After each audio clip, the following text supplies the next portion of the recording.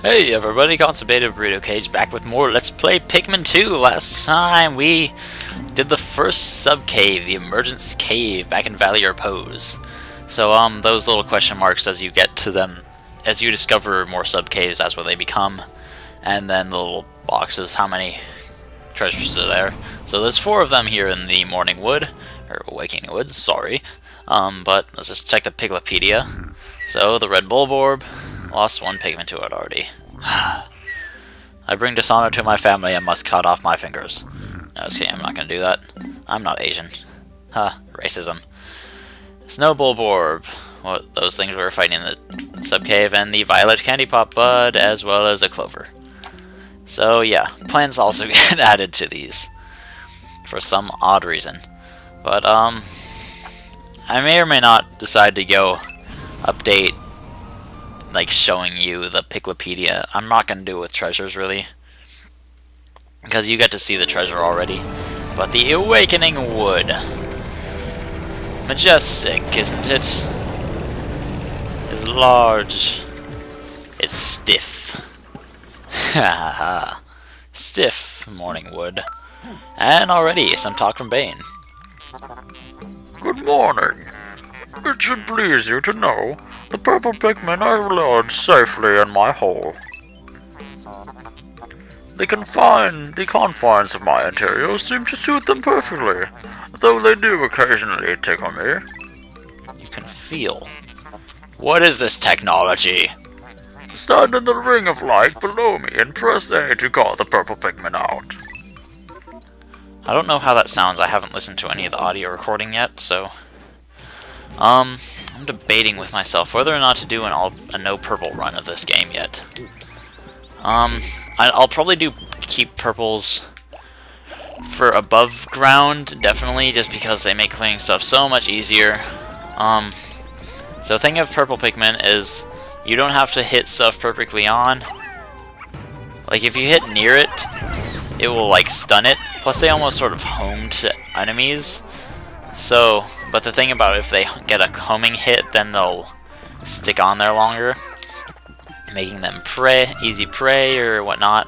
But watch this thing. It's dead already. Look at that. It didn't even freaking wake up. Yeah, it's like, what now? So let's see. We can get some new enemies here. I'm pretty sure. There's one over here, right? There it is. The iridescent glid beetle. Oh no. Ha! Gotcha. Gotcha. And there's some, don't drink it, guys. I don't want you to drink it. The thing is that the Pikmin will go off chasing it for quite a while, and they can't do anything to it, though. Let's hit it a few times, you know?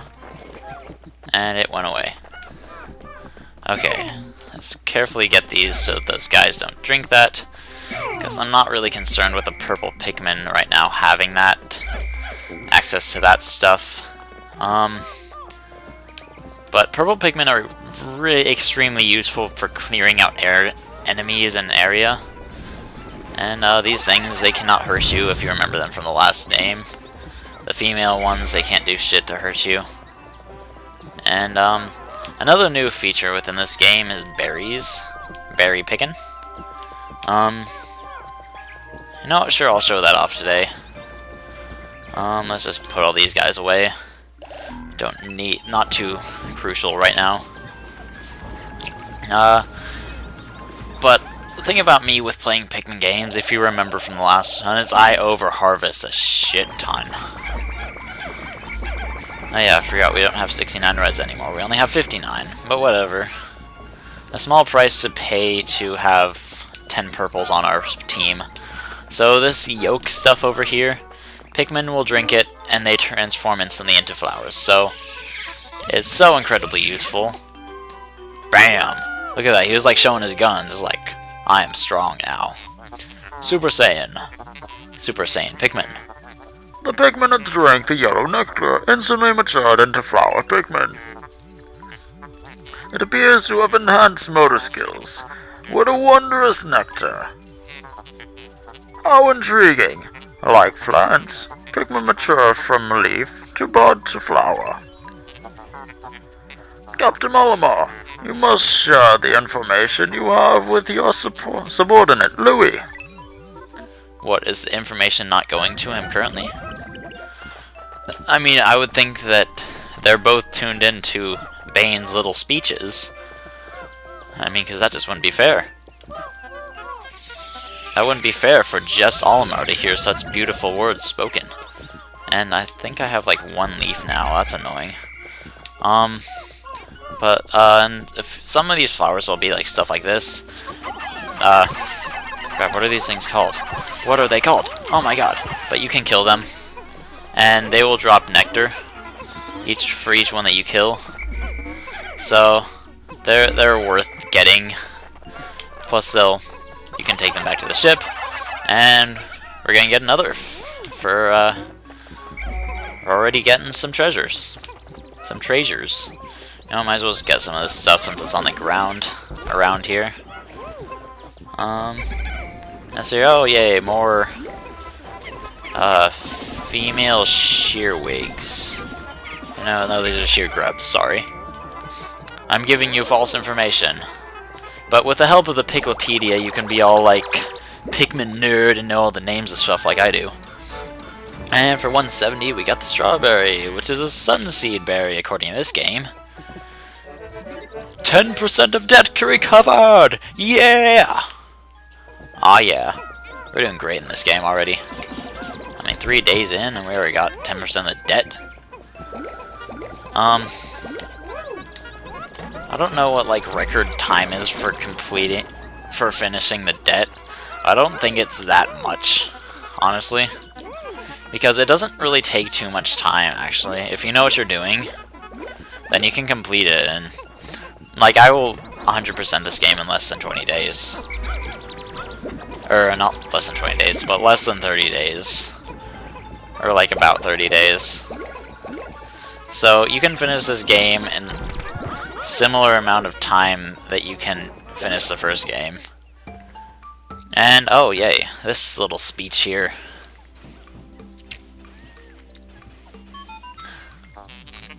Olimar, we have a problem. The onion has ceased ejecting seeds. Is it malfunctioning? Interesting. It now seems the number of life forms within the onion has increased. Didn't you note that no more than 100 Pikmin will venture onto the planet at once? But I currently observe only 95 on the surface. Could there be wild Pikmin somewhere? A thing that I completely did not notice happen in the first time I played this. I mean, like, I did not know that there were wild Pikmin in here till like forever. But let's pluck all these guys out. And then we'll berry harvest, which is gonna be something that I'm gonna do a lot of. Like, at some points in the game, I'm just gonna like spend whole days just berry harvesting. I may or may not do those off camera. I'll probably have one of them on camera at least, just to show you my system, which is quite effective.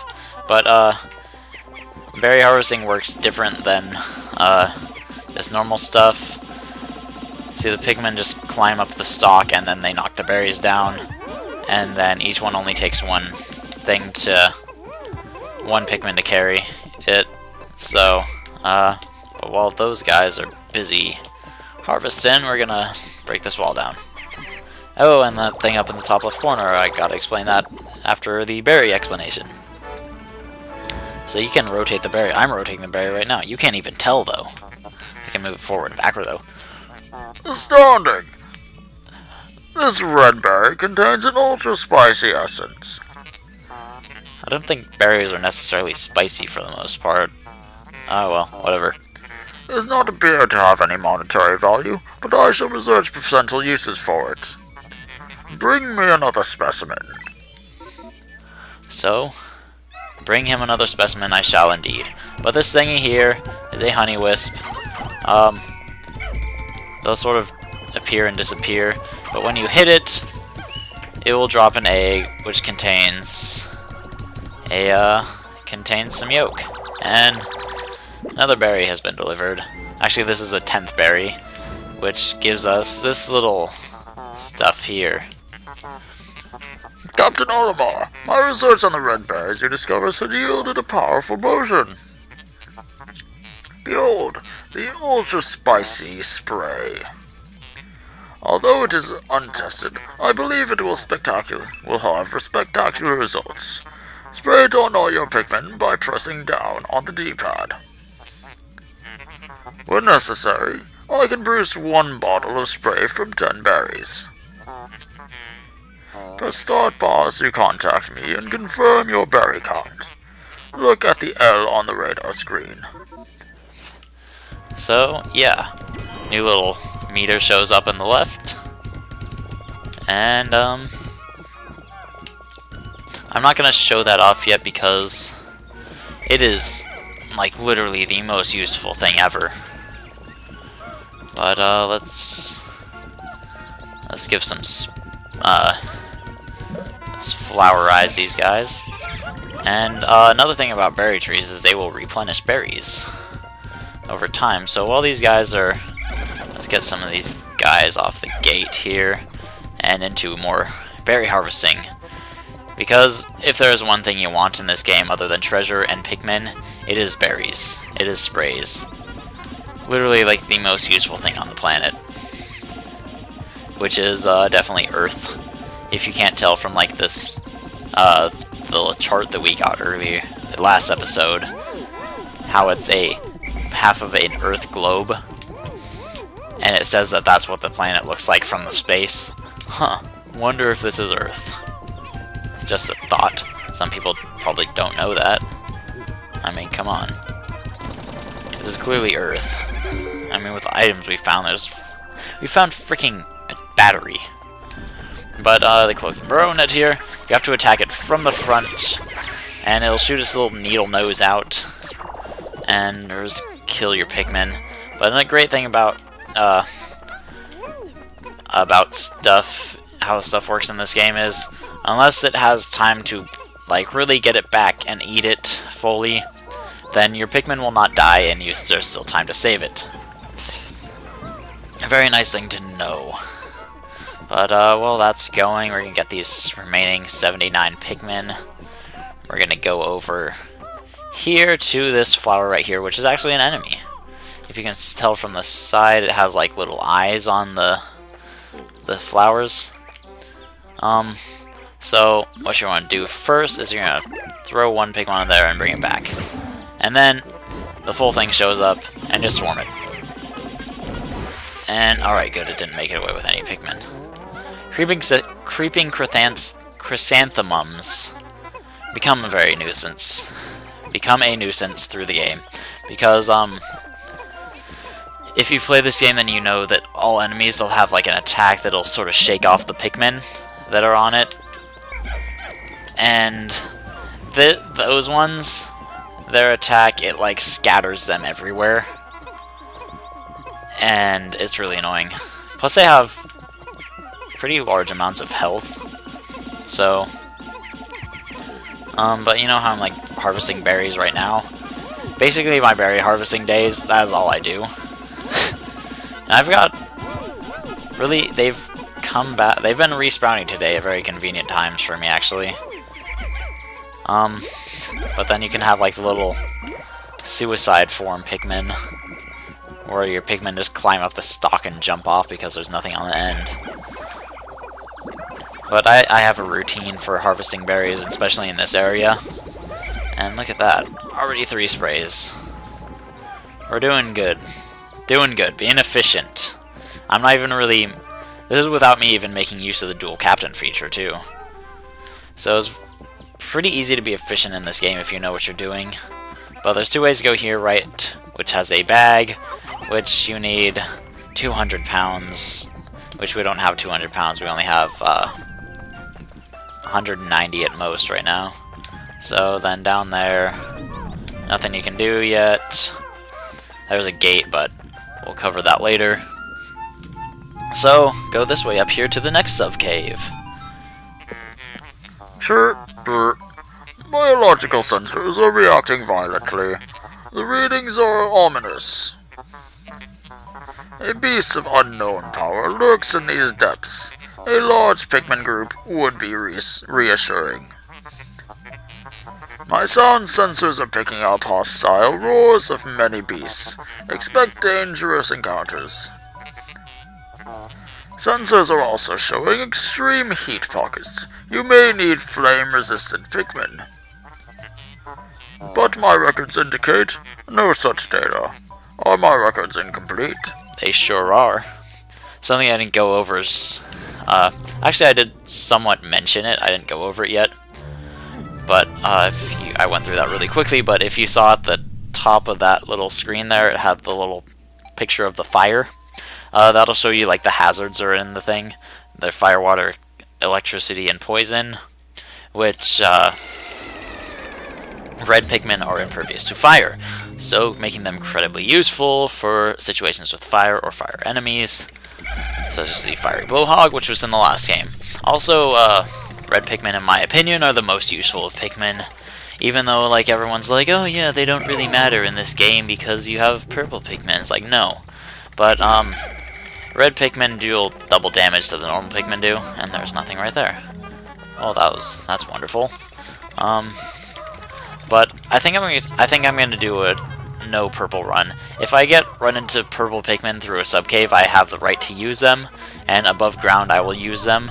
But other than that, I'm not gonna bring them into subcaves until later in the game, when I definitely will.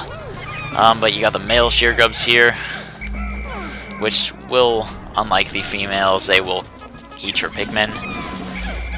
If you've noticed, been able to get a good look at them, they have like the big fang things. And let's see here. Anything else? I like a lot of times actually completing the map. That way you know that you've gotten everything in the subcave, even though actually at the end of this subcave it will be made a hell of a lot easier to figure stuff out like that. And Pikmin, even when they're flowers, they will still trip and cost you valuable time. But time is not a factor in the subcaves. That is another big thing to note. And hey, look at that, it's a D-pad. Which way is it facing? You don't know. And only 5 Pikmin.